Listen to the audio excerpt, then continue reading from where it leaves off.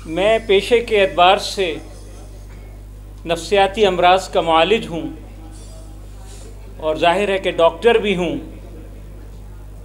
तो इस मामले के सिर्फ तिब्बी और नफ्सियाती पहलू पे मैं कोशिश करूँगा कि 10-15 मिनट में रोशनी डाल दूँ। देखिए, जहाँ तक इस ट्रांसजेंडर एक्ट की बात है तो इस एक्ट का जो उन्वान है और जो नाम है, दरअसल वो नाम ही गलतफहमी पर मबनी है। ये एक्ट इस नारे के साथ बनाया गया था, इस अज़्म के साथ बनाया गया था कि जो ख्वाजा सरा हैं या जिन्हें मुखन्नस कहा जाता है, उनके हकूक़ की बात की जाएगी और उन हकूक़ का तहफ़्फ़ुज़ किया जाएगा। लेकिन उनके नाम का सिर्फ इस्तेमाल हुआ है और इस एक्ट को जो नाम दिया गया है ट्रांसजेंडर, वो नाम ही दरअसल गलत है। ख्वाजा सराओं से उसका कोई ताल्लुक़ नहीं है। ख्वाजा सरा के लिए अंग्रेज़ी ज़बान में जो लफ्ज़ इस्तेमाल होता है वो इंटरसेक्स और बाज़ औक़ात बाज़ सूरतों में हर्माफ्रोडाइट का लफ्ज़ इस्तेमाल होता है, लेकिन ट्रांसजेंडर जो है वो बिल्कुल मुख्तलिफ शय है।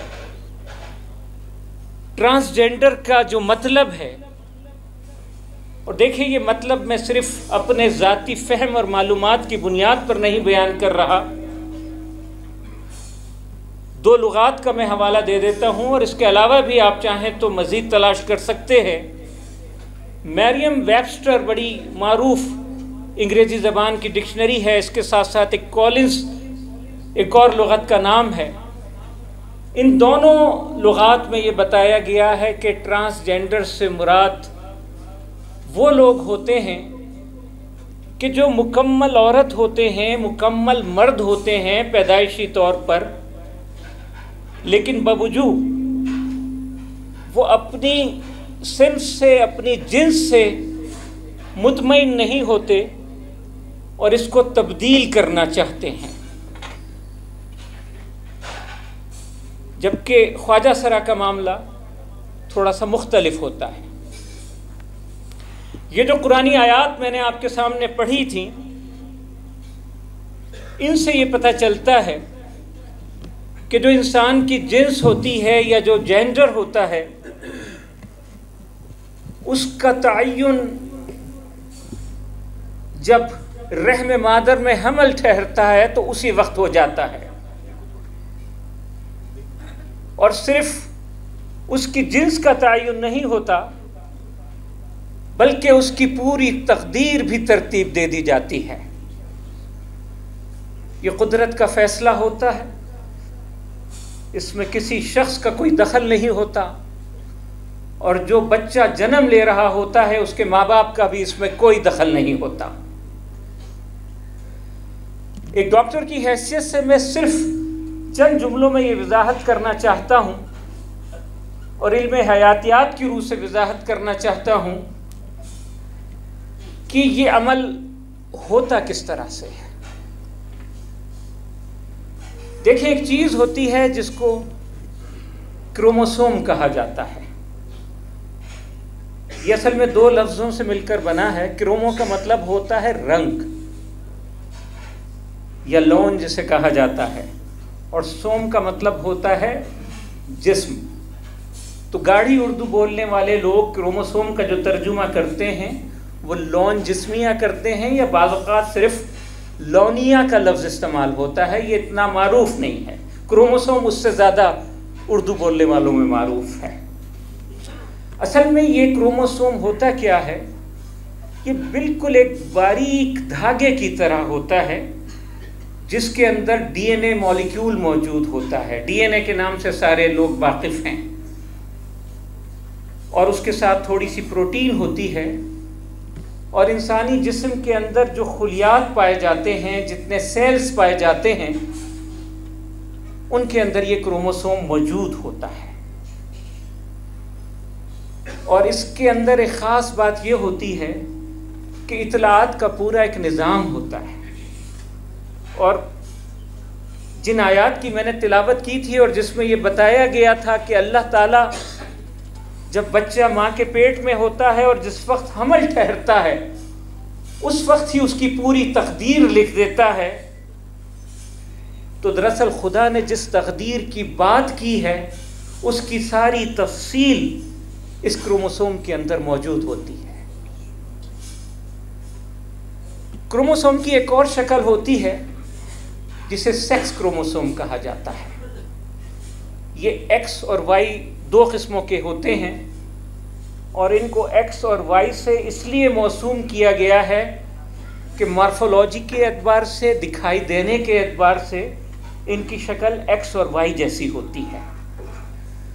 हर खातून का जो बैज़ा होता है उसके अंदर दो सेक्स क्रोमोसोम मौजूद होते हैं और वो दोनों एक्स होते हैं, जबकि मर्द का जो मादा मनविया होता है, सीमेन जो होती है, और उसके अंदर जो करोड़ों स्पर्मेटोज़ोआ पाए जाते हैं, तो जो एक जरसूमा या स्पर्मेटोज़ोआ होता है उसके साथ दो सेक्स क्रोमोसोम होते हैं, एक्स और वाई। ये फ़र्क है औरत और मर्द के दरमियान कि औरत के पास दो एक्स होते हैं जबकि मर्द के पास एक्स और वाई होते हैं। जब औरत और मर्द का मिलाप होता है और स्पर्मेटोज़ोआ खातून के बैदे से जाकर मिलता है या एग से जाकर मिलता है तो एक चीज़ बनती है जिसे ज़ाइगोट कहा जाता है। और ये ज़ाइगोट जो है इंसानी ज़िंदगी का आगाज़ होता है और इस आगाज़ पर ही ये तयन हो जाता है कि होने वाले बच्चे की सिन्फ क्या होगी। अगर मर्द की तरफ से भी एक्स क्रोमोसोम जा रहा है तो वो औरत के एक्स क्रोमोसोम से जाके मिलता है और इस तरह से लड़की की तख्लीक होती है। और अगर मर्द की तरफ से वाई क्रोमोसोम जाता है तो औरत की तरफ से तो सिर्फ एक्स क्रोमोसोम ही होता है, तो एक्स और वाई मिलकर लड़के की तख्लीक का बाइस बनते हैं।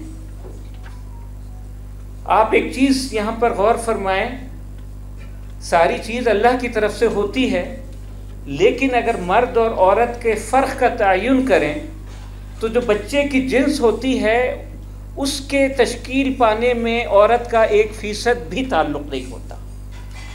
उसने तो सिर्फ एक्स क्रोमोसोम देना है। मर्द की तरफ से एक्स आएगा तो लड़की होगी और वाई आएगा तो लड़का होगा।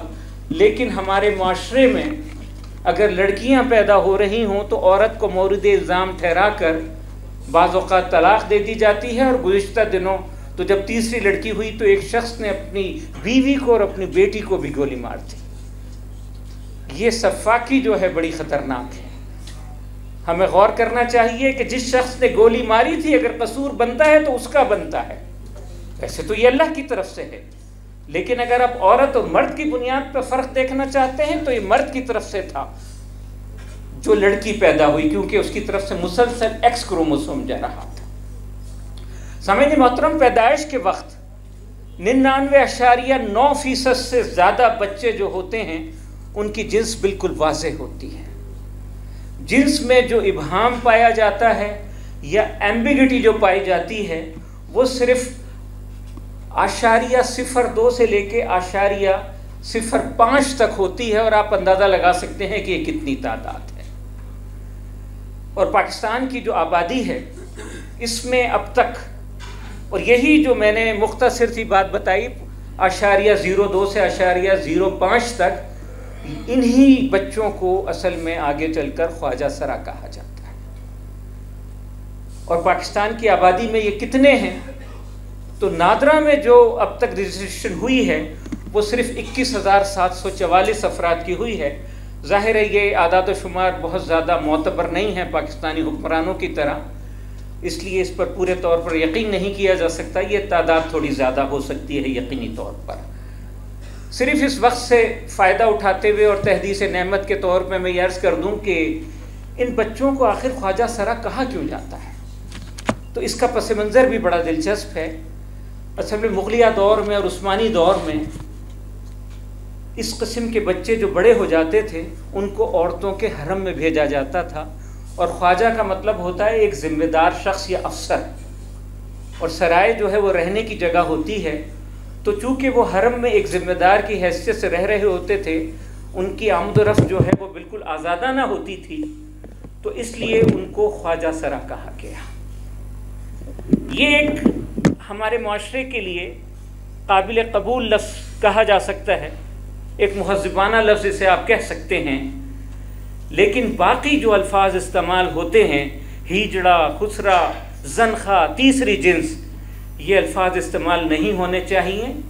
ये इन बाइज़्ज़त लोगों के लिए तज़लील का बाइस बनते हैं, और ये हमारे लिए इतने ही काबिल एहतराम हैं जितना कोई भी इंसान हो सकता है। इसलिए इनका एहतराम करना चाहिए। और ख्वाजा सरा से भी अगर कोई बेहतर लफ्ज़ माहिरीन लुगात बता सकते हैं तो उस लफ्ज़ का इस्तेमाल होना चाहिए। मसला ये है कि ये लोग पूरी उम्र अपनी शनाख्त की तलाश में भटकते रहते हैं। ये लोग कर्ब के सफ़र से गुजरते हैं और इस सफ़र का कोई पड़ाव नहीं होता। कहीं पर इनका जिनसी इस्तेहसाल किया जाता है, कहीं पर इन्हें तशद्दुद का निशाना बनाया जाता है, कहीं पर इन्हें तफरी का ज़रिया बनाया जाता है, कहीं पर इन्हें भीख मांगने पर मजबूर किया जाता है, और कभी ये भी होता है कि ये लोग तक़वा, इस्तिक़ामत और सब्र के रास्ते पर चलते हैं और बहुत बेहतर मुसलमान करार पाते हैं।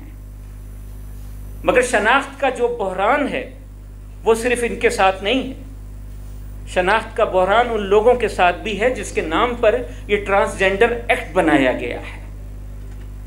हकीकत ये है कि वो लोग जो औरत होते हुए मर्द बनना चाहते हैं या मर्द बनते हुए औरत बनना चाहते हैं, ये लफ्ज़ जो ट्रांसजेंडर है ये उनके लिए है। और साइकेट्री की ज़बान में मैं कह सकता हूँ कि एक नफ्सियाती बीमारी होती है जिसे जेंडर आइडेंटिटी डिसऑर्डर कहा जाता है या जेंडर डिस्फोरिया कहा जाता है, और बाज़ औक़ात ट्रांससेक्सुअलिज़म भी कहा जाता है। और हमारे जो लिबरल्स हैं इसके हक़ में दलाइल देते हैं कि इनका कोई कसूर नहीं होता। असल में दिमाग की तरफ से उनको इशारे ऐसे मिलते हैं, ऐसी मिसकोडिंग होती है या ऐसा हार्मोनल डिस्टर्बेंस होता है कि जिसकी वजह से मर्द जो है औरत बनना चाहता है और औरत जो मर्द बनना चाहता है।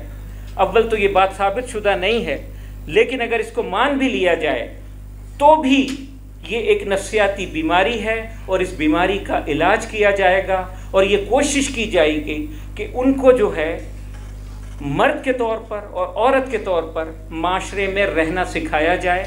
इसके लिए चाहे काउंसलिंग की जाए, साइकोथेरेपी के सेशन किए जाएं, अद्वियात का इस्तेमाल किया जाए, लेकिन इस बात की इजाज़त नहीं दी जा सकती कि किसी किस्म के जराहत के ज़रिए, किसी सर्जिकल प्रोसीजर के ज़रिए उनकी जिन्स तब्दील की जाएगी। और ये जो जिन्स की तब्दीली का ऑपरेशन होता है जिसे सेक्स रीअसाइनमेंट सर्जरी कहा जाता है, हकीकत यह है कि उस ऑपरेशन से कभी भी जिन्स तब्दील नहीं होती, सिर्फ थोड़ी सी शबाहत आती है। तो ये ऑपरेशन बज़ाते ख़ुद बहुत ख़तरनाक है, और इसके साथ साथ जो हार्मोन्स इनको इस्तेमाल कराए जाते हैं वो भी बहुत ख़तरनाक होते हैं, और बाज़ औक़ात वो मौत का बाइस भी बनते हैं। लेकिन इस चीज़ को अब कबूल किया जा रहा है और ये कहा जा रहा है कि जो मर्द अपने आप को औरत समझता है तो उसे हमें भी औरत मान लेना चाहिए। इसी तरीके से जो औरत अपने आप को मर्द कहती है उसे हमें मर्द मान लेना चाहिए। ये ऐसी ही बात है कि होमो जो सेक्चुअलिटी है, जो हम जिन्स परस्ती है, 1970 की दिहाई तक उसे साइकेट्रिक डिसऑर्डर समझा जाता था, एक नफ्सियाती बीमारी समझी जाती थी। लेकिन अब ये हुआ है कि अब उसे एक जिन्स की तरजीह देने का रवैया समझ लिया गया है, उसे जो है अब बीमारी नहीं समझा जाता। तो यही बात पाकिस्तान में की जा रही है, उसकी कोशिश की जा रही है। इस एक्ट का ये नतीजा निकलेगा कि लड़की अपने आप को लड़का करार देगी, उसकी शादी फिर एक लड़की से होगी और लेस्बियनिज़म फ़रोग़ पाएगा, हम जिन्स परस्ती होगी। इसी तरीके से लड़का अपने आप को लड़की कहेगा और एक लड़के से शादी करेगा, हालांकि वो ख़ुद भी लड़का होगा, और उसके नतीजे में सोडोमी या होमोसेक्सुअलिटी जो है फ़रोग़ पाएगी। अब सवाल ये पैदा होता है कि ऐसी सूरत में हमें करना क्या चाहिए। मैं अपनी बात चंद जुमलों में ख़त्म कर रहा हूँ। एक तो बात ये कि ये मामला तिब्बी बोर्ड का होना चाहिए, एक तिब्बी बोर्ड तश्कील दिया जाना चाहिए कि जहाँ भी कोई ये क्लेम करता है कि वो लड़की है या लड़का है और ये कहना उसका अगर मशकूक है तो ये फ़ैसला तिब्बी बोर्ड करेगा। इसी तरीके से जो ख्वाजा सराय की गालिब जिन्स होती है उसका फ़ैसला करते हुए उनके लिए सर्जिकल प्रोसीजर का एहतमाम करना चाहिए, यकीनी तौर पर करना चाहिए। लेकिन जेंडर आइडेंटिटी डिसऑर्डर में ये नहीं होना चाहिए कि लड़की अगर लड़का बनना चाहती है तो ख्वाजा सराय के लिए बिल्कुल ऑपरेशन होना चाहिए और उनके हकूक़ का तहफ़्फ़ुज़ होना चाहिए। उनको पूरी तौर पर इज़्ज़त व तकरीम से माशरे में रहने का मौका देना चाहिए। इसके हवाले से कानूनी जद्दोजहद होनी चाहिए, आगाही मुहिम होनी चाहिए और समाजी ज़राए का भरपूर इस्तेमाल होना चाहिए और आइन के अंदर रहते हुए सियासी मुहिम जो है उसको चलाने की ज़रूरत है। और ये बात भी मैं पूरे यकीन से कह सकता हूँ कि ये लाखों लोग और ये कौम वो हैं कि जो ज़िंदगी के लिए और ज़िंदगी की आसाइशों के लिए कभी भी ईमान का सौदा नहीं करेंगे। ज़िंदगी इतनी गनीमत तो नहीं जिसके लिए ज़िंदगी इतनी गनीमत तो नहीं जिसके लिए अहद कम ज़र्फ़ की हर बात गवारा कर लें।